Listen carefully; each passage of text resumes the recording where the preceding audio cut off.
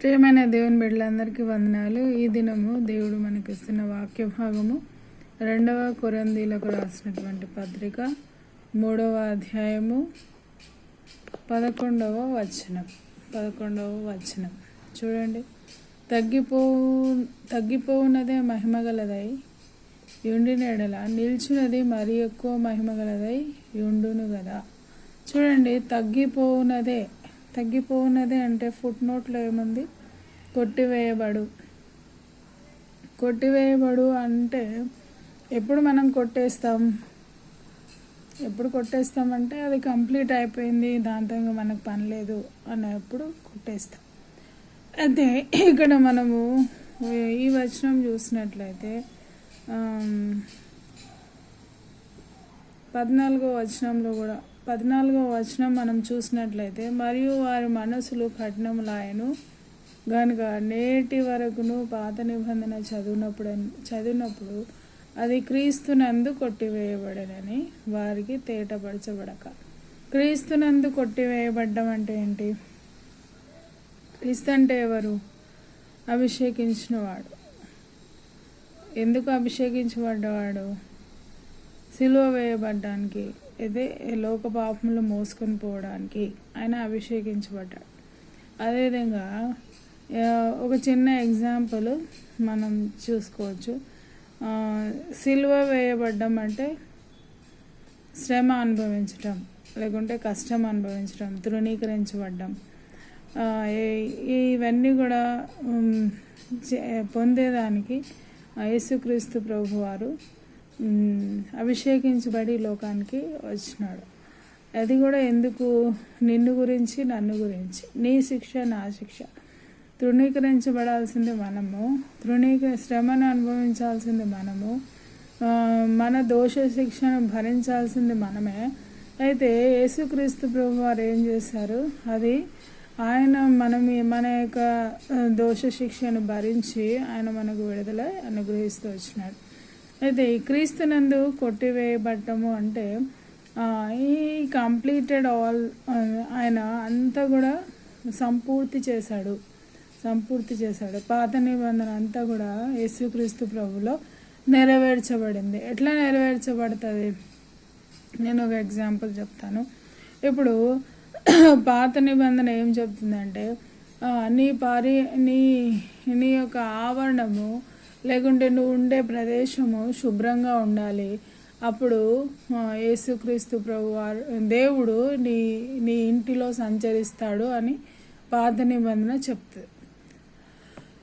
అయితే కొత్త నిబంధన దగ్గరికి వచ్చేసరికి అది చేయనవసరం లేదని చెప్పదు, కానీ ఆ పని చేయాలంటే ఏం చేయాలి? ఎవరో ఒకరు శ్రమ అనుభవించాలి, ఎవరో ఒకరు శుభ్రం చేసేదానికి శ్రమ పడాలి, ఎవరో ఒకరు ఆ పని చేయాలి. చేయకపోతే అదేం శుభ్రము కాదు కదా.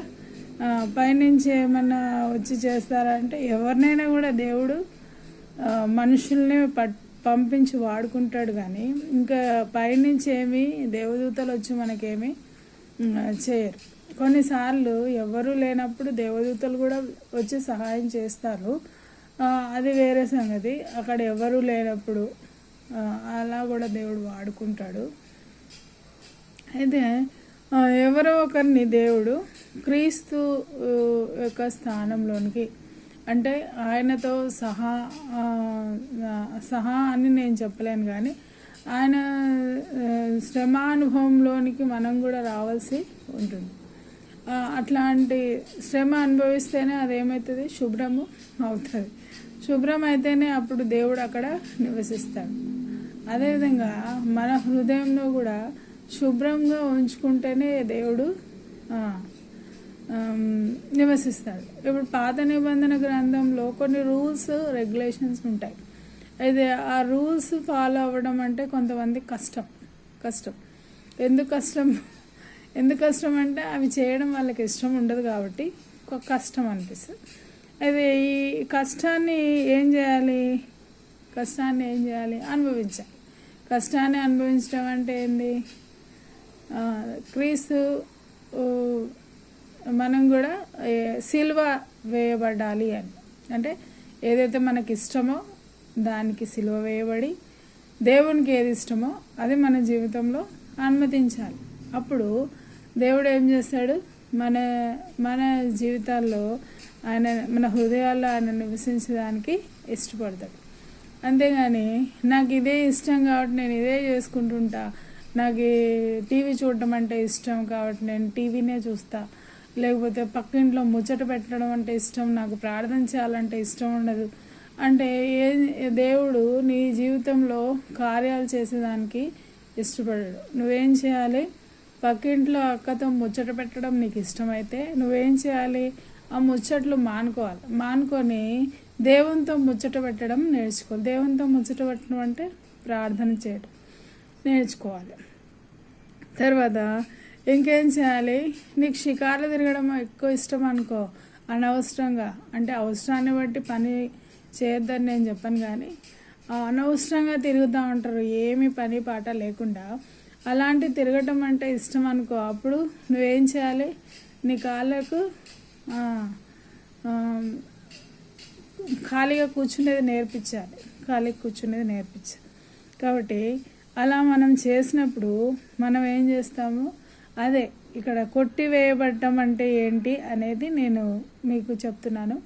కొట్టివేయబడ్డం అంటే ఆల్రెడీ ఆ పని నెరవేర్చబడింది, ఇక మళ్ళీ మనం ఇప్పుడు ఆల్రెడీ ఇల్లు శుభ్రం చేయబడింది, ఇప్పుడు మళ్ళీ వచ్చి శుభ్రం చేస్తే ఏమంటారు, ఇదొక పిచ్చిదే అంటారు కదా.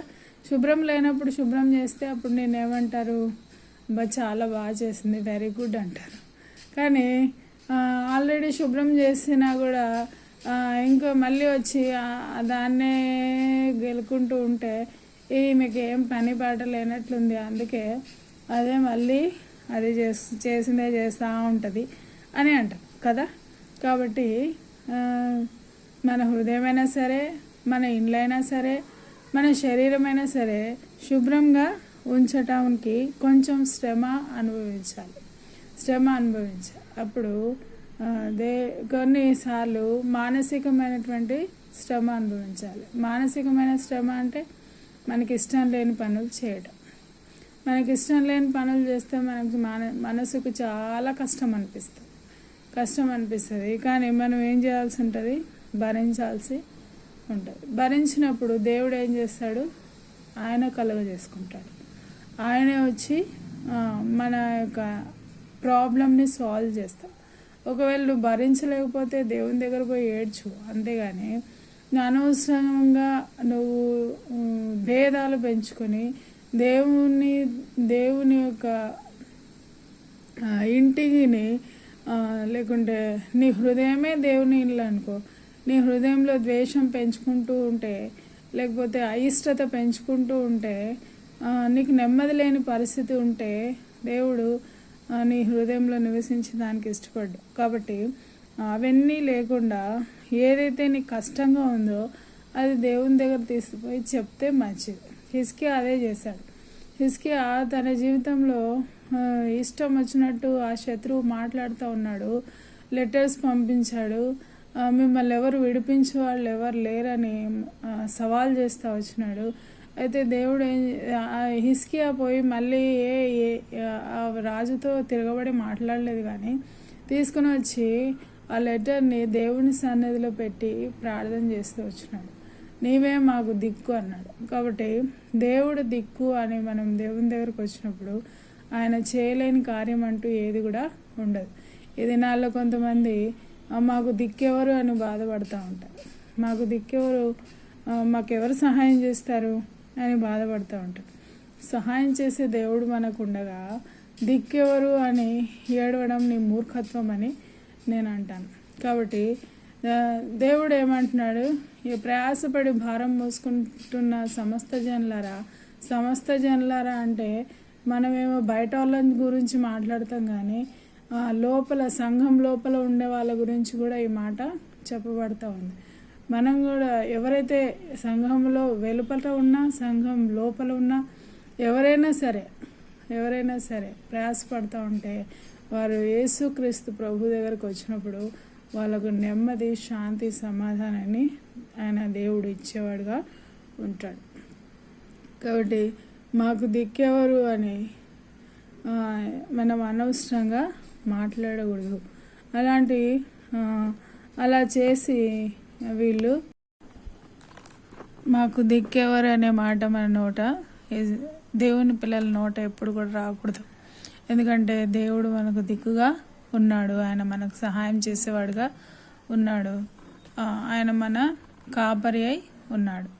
కాబట్టి ఆయన దగ్గరికి పోయి మన ప్రతి అవసరత గురించి చెప్పటం ఎంతో అవసరం. సరే, దేవుడి మాటలను దీవించిన కాక ప్రార్థన చేసుకుందాం. ప్రేమగల తండ్రి, దయమేడ మాకు ఇచ్చిన మాటలు బట్టి వందనాలు దేవా. అనేక మార్లు మేము మిమ్మల్ని ఆధారం చేసుకోక బుద్ధిహీనంగా ప్రవర్తించినామని ఒప్పుకుంటున్నాం. క్షమించండి, మీ రక్తంతో కడగండి, పవిత్రపరచండి. మీరే మాకు ఆధారమైనటువంటి దేవుడు. ప్రతి సమస్యకు పరిష్కారం నీ వాక్యం అందు ఉంది దేవా. నీ వాక్యానికి చోటు ఇవ్వక మేము అనేక మార్లు నష్టపోతున్నాం దేవా. మీ వాక్యం సారమైనటువంటి జీవితం మాకు మా జీవితాల్లో మీరు అనుగ్రహించి దేవా, నిన్ను కనపరిచేటువంటి జీవితాన్ని మాకు దయచేస్తున్నామని, మా జీవితాల్లో అనవసరంగా వాళ్ళని వీళ్ళని ఆశ్రయించి అవమానాల పాలు కాకున్నట్లు మా కృప చూపించమని ప్రార్థిస్తూ యేసయ్య నామంలో ప్రార్థించి వేడుచుంటున్నాం తండ్రి, ఆమేన్. ఒక చోట మనం చూస్తాము,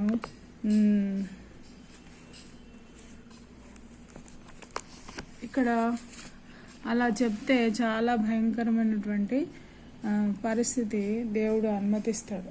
చూడండి, 2వ దినవృత్తాంతంలో రాసినటువంటి గ్రంథము 6వ అధ్యాయంలో మనం చూస్తాం. 6వ అధ్యాయం 33వ వచనంలో మనం చూస్తాము, నీ నివాసస్థలము ఆకాశం నుండి నీవు వారి ప్రార్థన అంగీకరించి నీ జనులకు ఇజ్రాయెల్ను తెలుసుకున్నట్లు భూజనులందరినూ నీ నామమును తెలుసుకొని నీ యందు భయభక్తులు కలిగి నేను కట్టిన ఈ మందిరమును పేరు పెట్టబడినని గ్రహించినట్లుగా ఆ అన్యులు నీకు మొరపెట్టిన పేరు పెట్టబడినని గ్రహించినట్లుగా ఆ అన్యులు నీకు మొరపెట్టిన దానిని నీవు దయచేదుగాక. నీ జనులు నీవు పంపిన మార్గం నందు తమ శత్రువులతో యుద్ధము చేయుటకై బయలుదేరను ఉద్దేశించి నువ్వు కొనిన ఈ పట్టణము తట్టు నీ నామమును నేను కట్టించిన ఈ మందిరం తట్టు తిరిగి విన్నపము చేసిన ఎడల. ఇక్కడ ఇదంతా మనం చూడంగానే 38వ వచనంలో మనం చూస్తే, తాము చెరలో ఉన్న దేశమందు పూర్ణ హృదయంతో ఎందుకు చెరలోకి పోయినారు వీళ్ళు? ఎందుకు చెరలోకి పోయినారు? చూడండి, ఈ 35వ వచనంలో చూస్తే, ఆకాశం నుండి నీవు వారి విన్నపములను ప్రార్థనను ఆలకించి వారి కార్యమును నిర్వహించుదుగాక. పాపము చేయని వాడెవడూ లేడు గనుక వారు నీ దృష్టికి ఎదుట పాపము చేసినప్పుడు నీవు వారి మీద ఆగ్రహించి శత్రువు చేతికి వారిని అప్పగింపగా చెరపట్టు వారు వారిని దూరమైనట్టు గాని సమీపమైనట్టు గాని తమ దేశమునకు పట్టుకొని పోగా వారు చెరగిపోయిన దేశమందు బుద్ధి తెచ్చుకొని మనస్సు త్రిప్పుకొని మేము పాపం చేసిన దోషులమైతిమి, బలహీనముగా నడిచితిమి అని ఒప్పుకొని, వాళ్ళు ఎప్పుడైతే ఒప్పుకున్నాడో దేవుడు వాళ్ళు క్షమిస్తూ వచ్చినాడు. ఇంకేం చెప్పాలి? నా దేవా యెహోవా బలమునకు ఆధారమగు నీ మందసమును దృష్టించి లెమ్ము. ఇక్కడ చూడండి, వీళ్ళను చెరలోకి ఎందుకు పంపించారు అంటే, ఈ పట్టణం తట్టును నీ నామం తట్టును నేను కట్టిన